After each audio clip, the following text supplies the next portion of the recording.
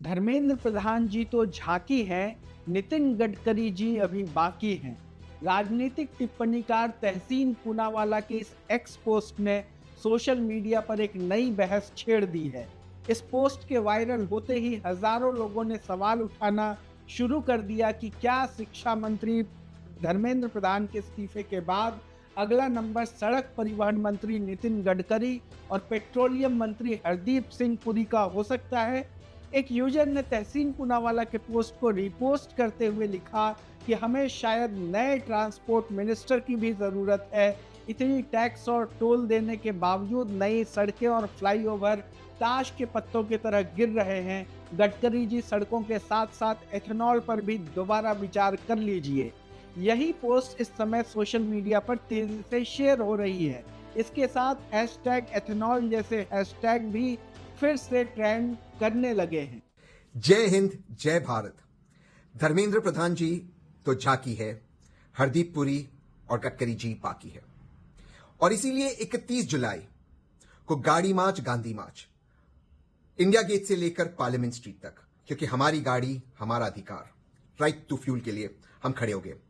Ethanol बीस blending policy ये देश की सबसे मिसमैनेज्ड और गलत पॉलिसी है। और अगर इस पॉलिसी को सुधारा जाए तो आपको पेट्रोल 80 से 90 रुपए प्रति लीटर मिलेगा, वो भी बिना किसी ब्लेंडिंग के। Pure petrol. जो देश हमसे पेट्रोल खरीदते वो हमसे सस्ते में पेट्रोल बेचते। इसीलिए मैं कह रहा हूं, धर्मेंद्र प्रधान जी को पहले ही जाना था जब उन्होंने यूजीसी की रेगुलेशंस लाने की कोशिश की। बहरहाल देर आए दुरुस्त आए, लेकिन मैं दोबारा से कह रहा हूं, धर्मेंद्र प्रधान जी तो झांकी है, हरदीप पुरी और गडकरी जी भी बाकी है। और अब एथेनॉल 20 ब्लेंडिंग पॉलिसी के खिलाफ हम सब सड़क पे उतरेंगे। हमारी गाड़ी हमारा अधिकार। अब सवाल यह है कि आखिर अचानक एथेनॉल की चर्चा फिर क्यों शुरू हो गई।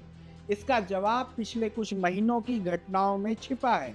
जब से देश के कई हिस्सों में E20 यानी 20% एथेनॉल मिश्रित पेट्रोल की आपूर्ति बढ़ी है, तब से सोशल मीडिया पर बड़ी संख्या में वाहन मालिकों की शिकायतें भी बढ़ी हैं।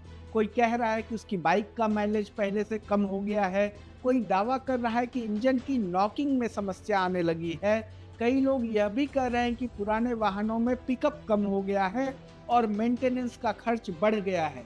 हालांकि इन दावों की पुष्टि स्वतंत्र रूप से हर मामले में नहीं हुई है, लेकिन इतना जरूर है कि सोशल मीडिया पर इस मुद्दे को लेकर असंतोष लगातार बढ़ रहा है। धर्मेंद्र प्रधान के इस्तीफे के बाद अब यही बहस और तेज हो गई है। कई लोगों का मानना है कि अगर शिक्षा मंत्री को छात्रों के आंदोलन और लगातार बढ़ते दबाव के बीच इस्तीफा देना पड़ा, तो क्या सरकार दूसरे विवादित मुद्दों पर भी झुक सकती है? क्या एथेनॉल ब्लेंडिंग को लेकर भी सरकार अपने फैसले पर दोबारा विचार करेगी? क्या सड़कों की गुणवत्ता, हाईवे पर हो रहे हादसे, टोल वसूली को लेकर उठ रहे सवाल अब राजनीतिक मुद्दा बनेंगे? यही वजह है कि सोशल मीडिया पर नितिन गडकरी और हरदीप सिंह पुरी का नाम भी चर्चा में आने लगा है। हालांकि यहाँ एक बात साफ समझना बहुत ज़रूरी है। अभी तक केंद्र सरकार, बीजेपी या एनडीए की ओर से ऐसा कोई संकेत नहीं मिला है कि नितिन गडकरी या हरदीप सिंह पुरी से इस्तीफा मांगा गया है या उनसे इस्तीफा लिया जाने वाला है। न ही किसी आधिकारिक दस्तावेज या सरकारी बयान में ऐसी कोई जानकारी आई है। सोशल मीडिया पर चल रही चर्चा मुख्य रूप से लोगों की नाराजगी, विपक्ष के हमलों और वायरल पोस्टों पर आधारित है। फिर भी यह सच है कि धर्मेंद्र प्रधान के इस्तीफे ने एक राजनीतिक संदेश जरूर दिया है। विपक्ष अब यह कह रहा है कि अगर लगातार जन दबाव बनाया जाए तो सरकार के फैसले बदलने पड़ सकते हैं। यही वजह है कि एथेनॉल, सड़कों की गुणवत्ता, टोल टैक्स और ईंधन नीति जैसे मुद्दे अब पहले से कहीं ज्यादा राजनीतिक बहस बनते दिखाई दे रहे हैं। आने वाले दिनों में अगर एथेनॉल को लेकर लोगों की शिकायतें और बढ़ती हैं या विपक्ष इस मुद्दे को बड़े स्तर पर उठाता है, तो सरकार पर इस नीति की समीक्षा का दबाव जरूर बढ़ सकता है। दूसरी तरफ सरकार का पक्ष बिल्कुल अलग है। केंद्र सरकार कई सालों से एथेनॉल ब्लेंडिंग प्रोग्राम को ऊर्जा सुरक्षा और किसानों की आय बढ़ाने से जोड़कर पेश करती रही है। सरकार का कहना है कि अगर पेट्रोल में ज्यादा एथेनॉल मिलाया जाएगा तो भारत का कच्चे तेल के आयात पर खर्च कम होगा, विदेशी मुद्रा की बचत होगी गन्ना किसानों को नया बाजार मिलेगा और कार्बन उत्सर्जन भी कम होगा। यही वजह है कि सरकार ने चरणबद्ध तरीके से E20 को लागू करने का रोड मैप तैयार किया और ऑटोमोबाइल कंपनियों से भी E20 कंपैटिबल इंजन विकसित करने को कहा। सरकार का दावा है कि नए E20 अनुकूल वाहनों में किसी तरह की तकनीकी परेशानी नहीं होगी, लेकिन लोगों का सवाल पुराने वाहनों को लेकर है। वाहन मालिक पूछ रहे हैं कि अगर उनके पुराने वाहन E20 के लिए पूरी तरह तैयार नहीं है तो उनकी जिम्मेदारी कौन लेगा? अगर माइलेज कम होता है तो उसकी भरपाई कैसे होगी? अगर इंजन में खराबी आती है तो उसका खर्च कौन उठाएगा? कई ऑटोमोबाइल विशेषज्ञों ने भी कहा है कि पुराने इंजन पर एथेनॉल का असर अलग अलग हो सकता है और इसलिए उपभोक्ताओं को स्पष्ट जानकारी देनी जरूरी है।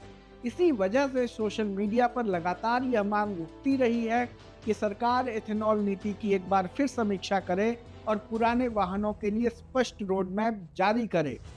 अब सबसे बड़ा सवाल यही है कि क्या केंद्र सरकार एथेनॉल ब्लेंडिंग के मौजूदा रोड मैप पर कायम रहेगी या फिर बढ़ते विरोध और उपभोक्ताओं की शिकायतों को लेकर देखते हुए उसमें कोई बदलाव करेगी? क्या धर्मेंद्र प्रधान का इस्तीफा सिर्फ एक मंत्री के जाने की कहानी है या फिर उन सभी नीतियों के लिए एक चेतावनी है जिन पर जनता लगातार सवाल उठा रही है? अपनी राय हमें कमेंट बॉक्स में ज़रूर बताइए। देश दुनिया की तमाम खबरों को देखने के लिए जुड़े रहें लोकमत हिंदी के साथ। धन्यवाद।